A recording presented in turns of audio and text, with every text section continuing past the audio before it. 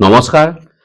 আজি মই মোৰ বাৰ্তা শিতানত মিছাইল মানৱ ডক্টৰ APJ আব্দুল কালাম আৰু তেওঁৰ আত্মকথাৰ কাহিনী এটা ক'বলৈ লৈছোঁ।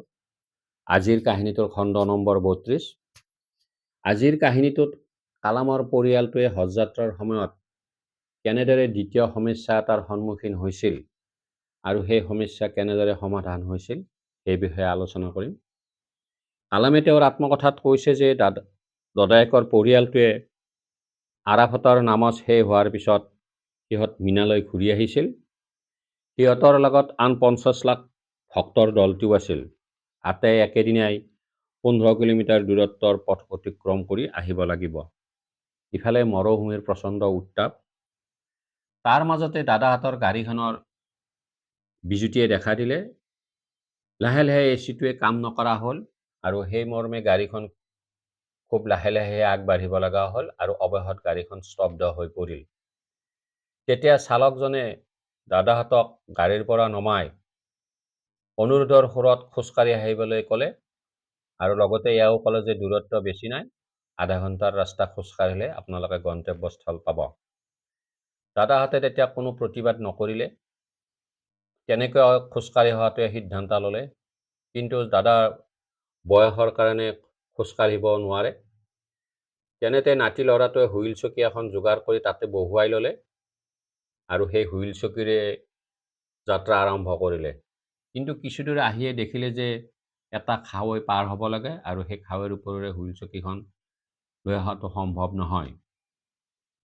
দাদাহঁতৰ এই সমস্যাটোৰ কথা দূৰৰ পৰাই দুজন হস্তপুষ্ট লোকে মন কৰি আছিল আৰু তেওঁলোকে হাতেৰে দাদাক ইংগিত দি হুইল চকীৰ পৰা নানামিবলৈ অনুৰোধ কৰিলে আৰু সেই মৰ্মে তেওঁলোক লগে লগে সেই খাৱৈটো হুইল চকীৰ সৈতে দাদাক পাৰ কৰাই দিলে। দি লগে লগে তাৰ পৰা অন্তৰ্ধান হৈ গ'ল। দাদাহঁতে আনকি তেওঁৰ সেই কাৰ্যৰ বাবে ধন্যবাদ এটাও জ্ঞাপন কৰিব নোৱাৰিলে আৰু সেইলৈ দাদা যথেষ্ট চিন্তাত পৰে। তাৰপিছত গন্তব্যস্থল মুজদালিফা নামৰ ঠাইডোখৰলৈ দাদাহঁত আহি নিশাটো তাতে পাৰ কৰে। মুকলি আকাশৰ তলতে দাদাহঁতে নিশাটো পাৰ হয়। অকল দাদাহঁতৰ পৰিয়ালটোত পথ এখনহে আছিল আৰু সেই কথাখনত বহিয়ে গোটেই নিশা উজাগৰি পাৰ কৰে। কালামে তেওঁৰ আত্মকথাত কৈছে যে হজযাত্ৰাৰ আৰ এটা ঘটনাও মোক চিন্তিত কৰি তোলে। দাদাহঁতে নিশাটো পাৰ কৰাৰ পিছত ৰাতিপুৱা ধলফাট দিয়াৰ লগে লগে গা ধোৱা আৰু আন পাঠকৰ্মৰ বাবে দীঘলীয়া শাৰীৰ মাজত থিয় হৈ ৰ'ব লাগে। এই শাৰীত তেওঁৰ পাল কেতিয়া পৰে তেওঁ নিজেও বুজি নাপায়। ঘণ্টাৰ পিছত ঘণ্টা অপেক্ষা কৰাৰ পিছতহে তেনেকুৱা পাল আহে। লগতে তাত আন এটা সমস্যাই দেখা দিছিল যে কোনো কাৰো ভাষা বুজি নাপায়। সকলে নিজৰ ভাৱ ভংগী বা আকাৰ ইংগিতেহে কথাবোৰ সমাধা কৰিব লাগে। দাদাহঁতে মন কৰিছিল যে তেওঁলোকৰ শাৰীৰ আগত আদহীয়া মহিলা এগৰাকীও দাদাহঁতৰ লিখিলাই নিজৰ পাল কেতিয়া পৰিব সেইলৈ থিয় হৈ আছিল। তেনেতে গাভৰু ছোৱালী এজনীয়ে মহিলাগৰাকীক অনুৰোধ কৰিলে যে তেওঁহে আগত যাব দিব লাগে। তেওঁৰ যথেষ্ট সমস্যাই দেখা দিছে। মহিলাগৰাকীয়ে কোনো প্ৰতিবাদ নকৰি সেই গাভৰু ছোৱালীজনীকে আগত যাবলৈ দিলে।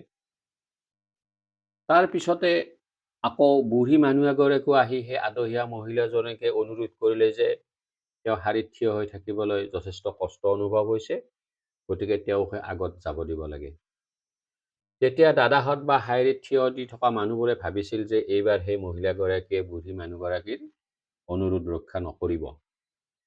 কিন্তু ভবামতে কথাটো তেনেকুৱা নহ'ল।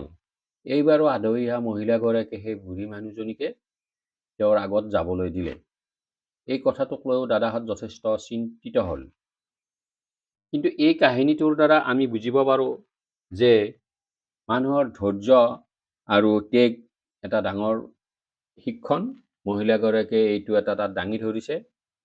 সেইদৰে কালামৰ পৰিয়ালটোৰো যে অলৌকিক শক্তিৰ ওপৰতো যে যথেষ্ট বিশ্বাস আছিল সেইটো আমি বুজিব পাৰোঁ।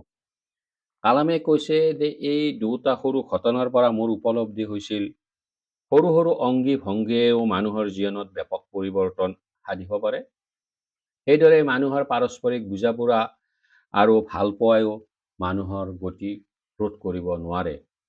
এই পাঠক সমাজ, এই কাহিনীটো ভাল লাগিলে আপোনালোকে মন্তব্য দিব পাৰে আৰু প্ৰয়োজনত এই বাৰ্তাটো আনলৈও প্ৰেৰণ কৰিব পাৰে। ধন্যবাদ।